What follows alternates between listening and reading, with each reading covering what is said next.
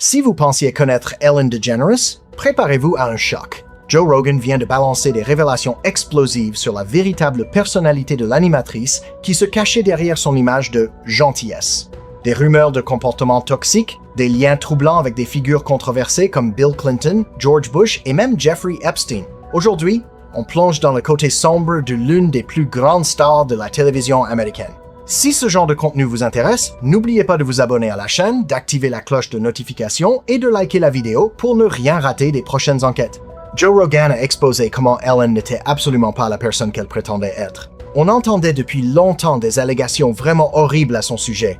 Mais maintenant, l'un des plus grands insiders de l'industrie semble confirmer toutes ces rumeurs. Les gens ont découvert qu'Ellen était en réalité méchante. Beaucoup de personnes sont sorties pour témoigner et ont révélé que Ellen n'était pas du tout celle qu'elle montrait à l'écran. Elle a tout perdu, s'est effondrée et a disparu parce que le public a compris que ce personnage qu'elle jouait pendant une demi-heure dans son émission télévisée n'était pas du tout sa vraie personnalité. L'image entière d'Ellen était construite autour du concept de gentillesse. Mais Joe Rogan a révélé que la vérité était tout autre. Elle était amie avec Bill Clinton et George Bush, deux proches présumés de Jeffrey Epstein. Elle a aussi invité des tueurs de masse dans son émission. Elle est allée à Charleston. Elle a reçu des criminels de guerre. Elle et Bush sautaient partout ensemble. C'est vrai, elle était copine avec Bush. C'était comme si elle était un agent de la CIA, Stephen Paddock.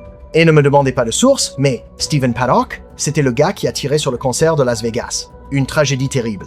Écoutez ça. Le seul type qui a vu Stephen Paddock en personne s'appelle Jesus Campos. C'était un agent de sécurité au Mandalay Bay. Il n'a été interviewé nulle part ailleurs.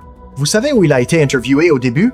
Chez Ellen. Chez Ellen? Vraiment? C'est bizarre. Et ensuite, ils ont fait une sorte de diagramme très étrange pour expliquer comment ça s'était passé. Ellen montrait aux gens non pas comment tu te sens, comment tu tiens le coup, mais un schéma bizarre. Il est allé à gauche, puis à droite. C'était très étrange à regarder. C'était une émission de journée, et il y avait le gars Paddock et deux types dans le studio. Le plus costaud, c'est Jesus Campos. Et là, Ellen faisait une sorte de reconstitution de la fusillade. Regardez, elle a pris une antenne qu'elle a arrachée d'une bouique, et elle l'utilise comme pointeur. Mais pourquoi est-ce qu'on voit ça sur une émission de journée? C'est vraiment bizarre. Joe Rogan et Tom Dillon ont même suggéré que Ellen était en réalité un atout de la CIA et que des choses dégoûtantes se passaient dans sa demeure, hors de portée des autorités fédérales. Joe a même dit qu'Ellen donnait probablement des gens à manger à son personnel. Regardez-la, elle est habillée comme le Colonel Sanders, non, comme Sgt. Pepper. Ce type a l'air d'un membre de son staff. Quel genre de tenue elle porte? Je ne sais pas. Elle porte ces tenues bizarres de lesbienne militante. Ça devrait déjà vous mettre la puce à l'oreille. Mais avec tous ces boutons, c'est une tenue vraiment étrange. Pourquoi autant de boutons au poignet? On dirait qu'on lui a donné ça à Langley. La seule raison d'avoir autant de boutons au poignet sur un vêtement, regardez-la. Tout le monde dit qu'elle a l'air si sympathique. Pourtant, elle a vraiment un look militaire. C'est une femme militante avec une montre très chère. Elle a subi beaucoup de discrimination, c'était très triste. Mais ensuite, elle a rejoint la CIA. Sa maison a été cambriolée alors qu'elle était chez elle. Vraiment? Oui. Elle a une super propriété à Montecito. Ils sont entrés par effraction pendant qu'elle était là et ces gens sont encore en prison aujourd'hui. Probablement dans une prison souterraine. Elle les donne à manger à son staff. Ça ressemble terriblement à ce dont Jeffrey Epstein est accusé. Surtout quand on regarde ses emails codés. En surface, ce ne sont que des emails courts, décontractés, presque ennuyeux. Mais certains mots reviennent de manière bizarre. Un exemple en particulier est saisissant. Un message décrit quelqu'un en termes très élogieux et émotionnels, et la réponse le qualifie tranquillement de « pizza ».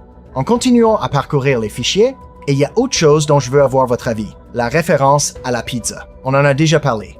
Voici un autre exemple. Epstein envoie un message à quelqu'un. Elle a l'air enceinte, en réaction à une photo. Le destinataire répond « Tu veux dire qu'elle rayonne d'une douce lueur avec un air de bonheur et d'excitation? Ouais, c'est la pizza. C'est limpide, c'est un mot de code. Ça n'a aucun sens dans ce contexte. » Et il y a aussi l'exemple où son neurologue lui prescrit un médicament pour les troubles de l'érection, probablement du Viagra, et lui dit de se laver les mains et d'aller manger une pizza avec du soda au raisin. Ça a été mentionné plusieurs fois, des hommes adultes, riches et en bonne santé, qui parlent constamment de pizza et de pizza avec du soda au raisin. Je n'avais jamais entendu parler de cette combinaison avant. Moi non plus. Je n'avais jamais entendu parler de pizza et de soda au raisin avant cette histoire. Je ne sais pas si cette combinaison précise faisait partie du Pizzagate, mais c'est mentionné plusieurs fois. J'ai cherché et c'est bien là. Et ça empire. Un autre terme revient souvent, beef jerky, bœuf séché. Au début, ça semble anodin, juste de la nourriture. Mais le contexte rend ça bizarre. Certains messages parlent de le transporter avec précaution, de le garder au froid, d'utiliser des sacs isothermes. Or, le beef jerky n'a pas besoin d'être réfrigéré, c'est conçu pour se conserver sans ça. Pourquoi le traiter comme quelque chose qui se gâte? Voici un email de Jeffrey Epstein. Quelqu'un dit « Francis a le temps de venir demain pour me montrer comment le faire. Jerky, quelqu'un? Il apportera aussi une dégustation de sa recette de jerky du restaurant et envoie un bonjour chaleureux. Il travaille dans un restaurant appelé Cook's. Attendez, beef jerky et steak. Il a le temps à 15h. Il y a d'autres emails qui parlent de beef jerky. Un autre, Epstein, envoie à Steve Hansen. J'espère que tu vas mieux. Est-ce qu'on a analysé le beef? Est-ce qu'on a analysé le jerky? Il y a des discussions sur le jerky. Ça pourrait être pour de la recherche scientifique ou quelque chose de bien plus malsain. Il y a encore d'autres emails. Merci beaucoup, super cool, on est en train de tout installer, on est ridiculement excités et le beef jerky est délicieux. Merci, merci, merci, Thanksgiving. J'ai tous ces emails sauvegardés. Quelqu'un me les a envoyés en me disant « Regarde ça ».